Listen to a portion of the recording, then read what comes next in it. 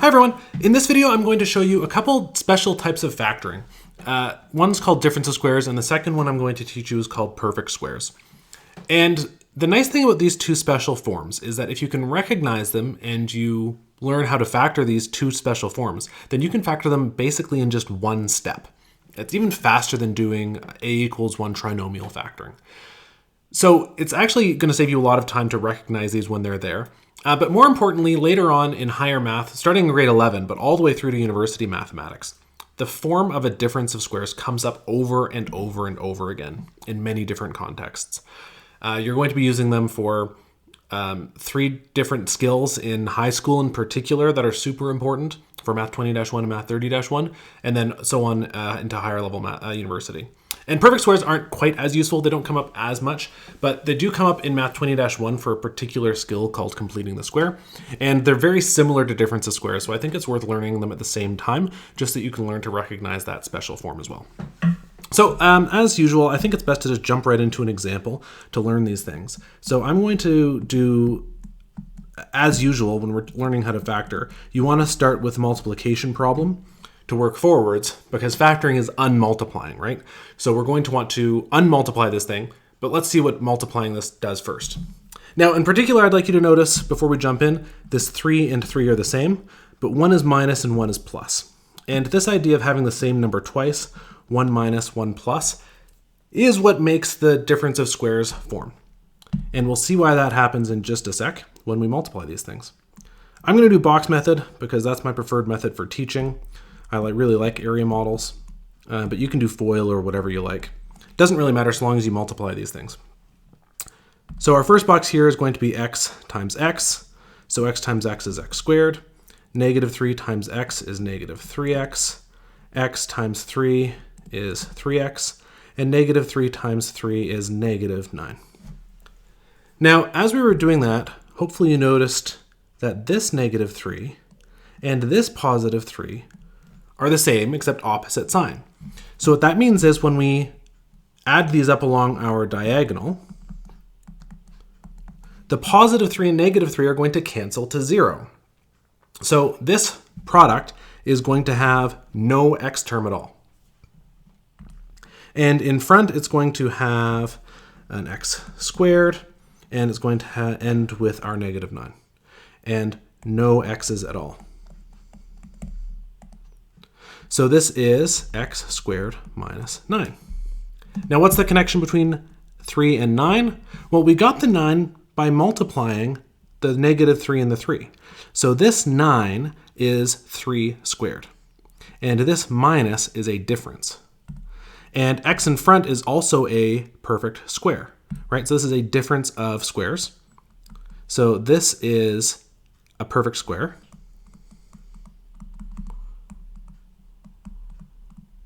And 9 is also a perfect square. And this minus sign is literally a difference.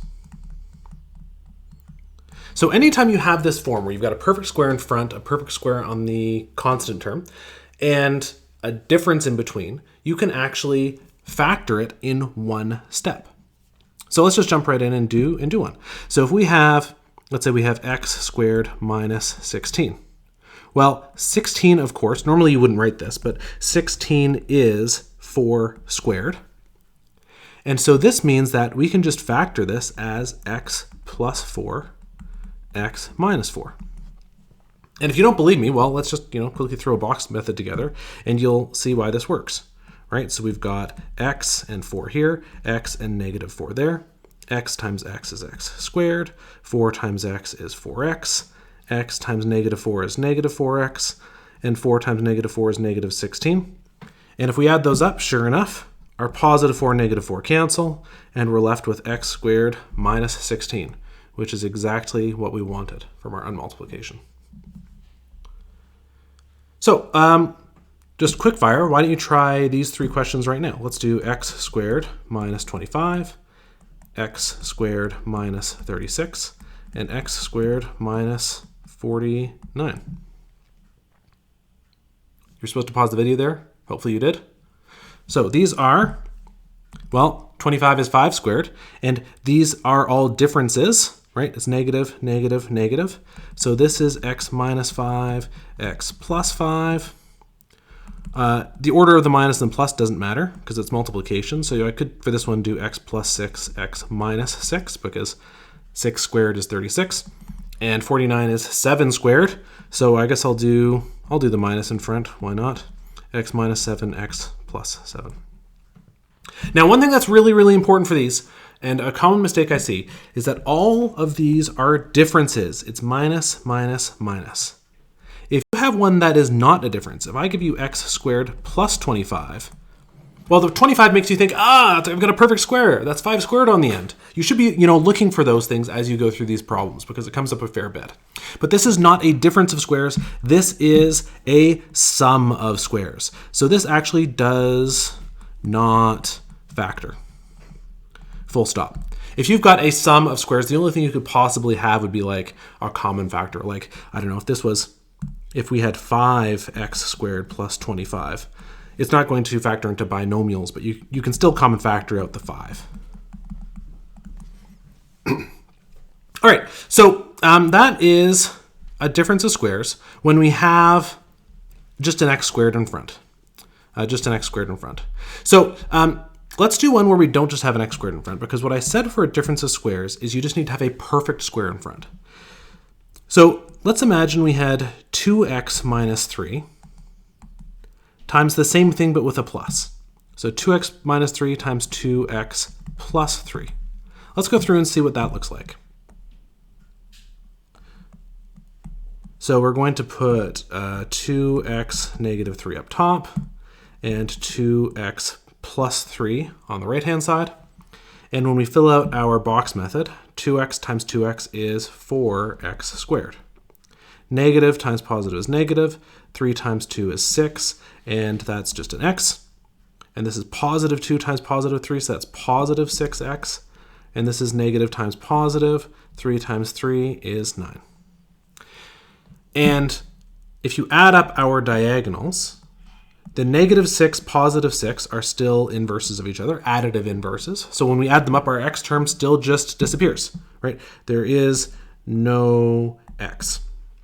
But in front, you're still going to get your 4x squared and your minus 9. So this is 4x squared minus 9. So do you guys see how we could factor this? What's the square root of 4? 2. The square root of 9 is 3. And we have a difference. So anytime you have a difference where your term in front, your coefficient, I should say, the coefficient of your x squared is a perfect square, and your constant is a perfect square, and there's no x term, you'll notice that none of these have x terms because our x terms always cancel in this form, right? These canceled. You can just factor them in one step. So I'll do one more quickly. Let's say we have 25x squared minus 49. Why not? I'll have 49. It's a really nice number. So 25, right? The square root of 25 is 5. So both of our brackets are going to start with that 5 because that is a perfect square. Then we have next to it an x squared. Well, x squared is a perfect square, and the square root of x squared is our x. Right, so back when we were doing our integer examples, over here, right, our x squared is a perfect square, and x is the square root of x. Same thing here. We still have an x squared, so we're still going to have x and x. Oops, don't know what happened there. So we're still going to have x and x inside of our brackets. And then we're going to deal with that 49.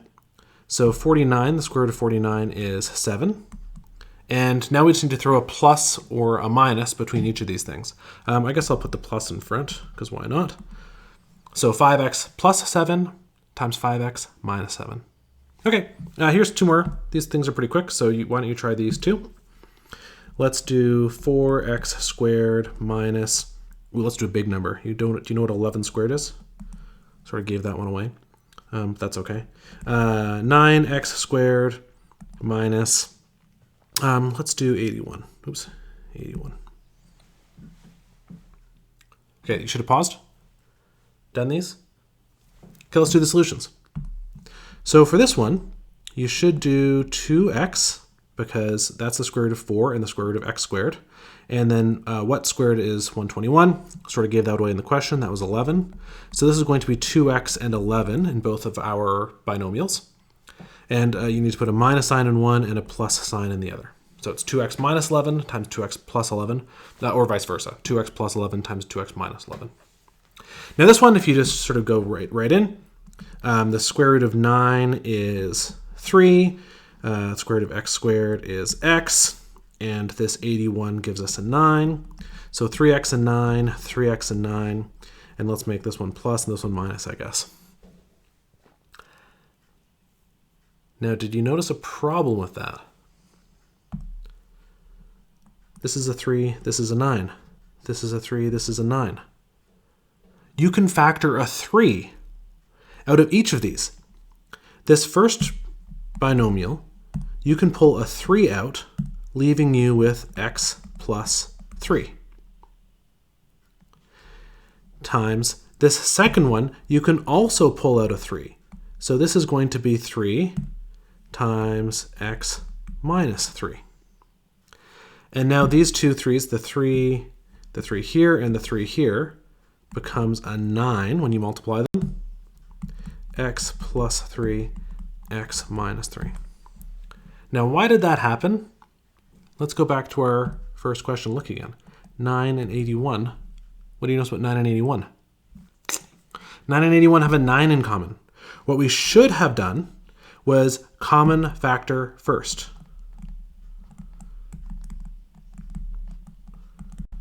So anytime you're factoring, you always want to check for common factors. And in this case, the common factor is 9. So this equals 9 x squared minus 9. And x squared minus 9 is a difference of squares.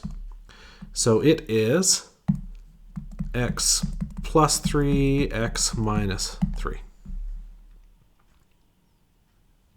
All right, so far so good. So that's difference of squares.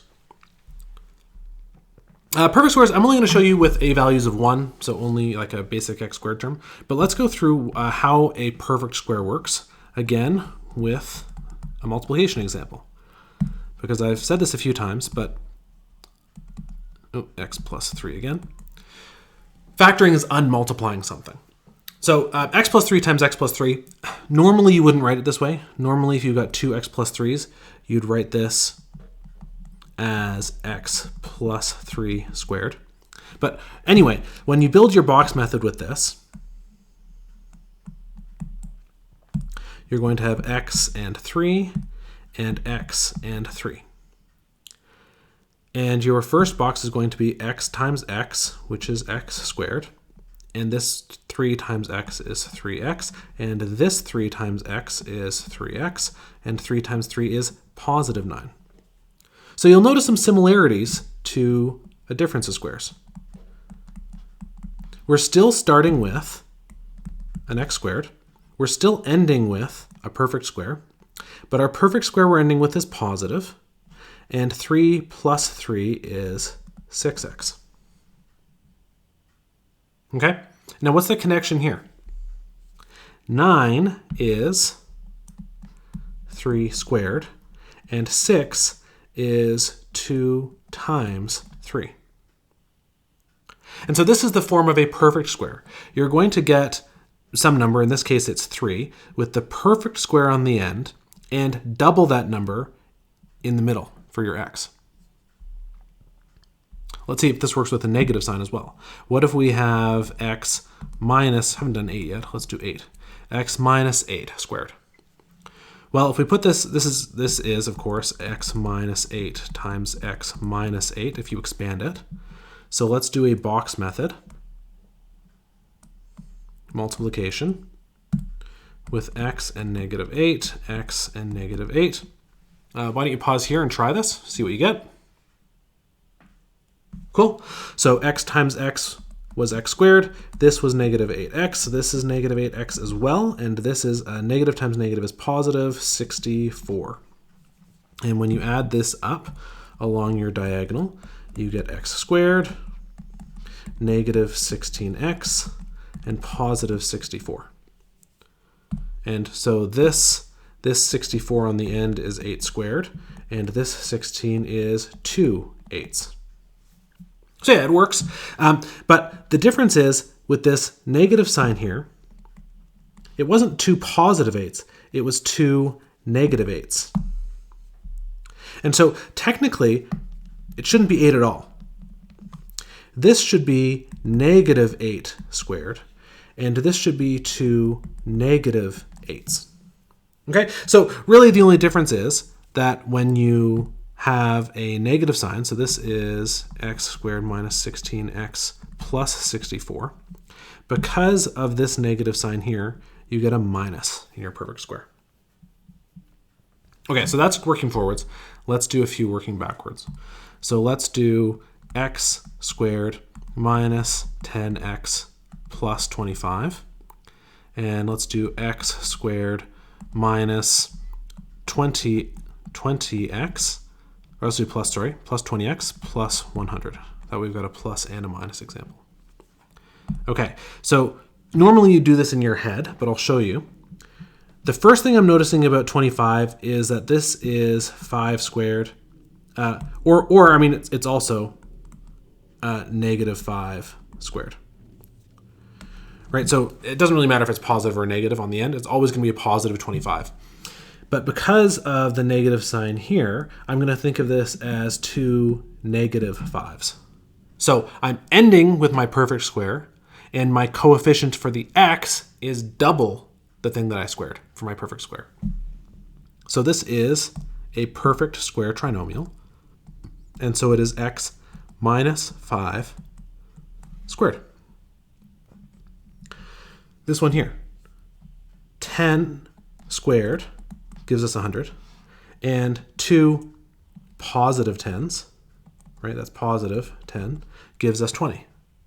And so we've got double our number in the middle, we've got our number squared on the end, so this is x plus 10 squared. Okay, just rapid fire because these things are pretty fast. Here's 3 for you to try.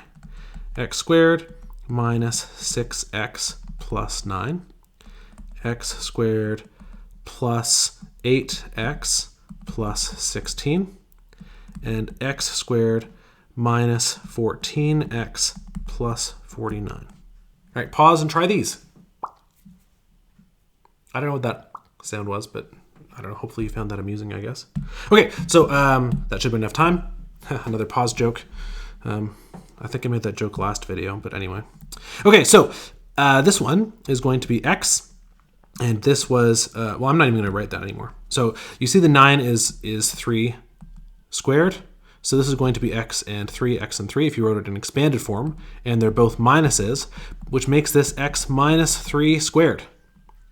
This one here is going to be x and 4, and it's positive, and I don't need to write it twice every time. I know there's 2 of them, so I'm just going to write squared because there's 2 of them. Same thing here. This is x minus 7, right? Minus, of course, from this middle term here, and 7 because root 49, or 2 times 7, right? And what am I missing at the end? There's 2 of them, so it's x minus 7 squared. The only other sort of wrinkle is maybe you'll notice after common factoring you might get one of these. But that form isn't actually as important. For Math 20-1, really, you don't need to worry so much about the common factoring because it's not really important for 20-1. For 20-1, you just need to be able to do from this to this, or backwards. And that is special factoring.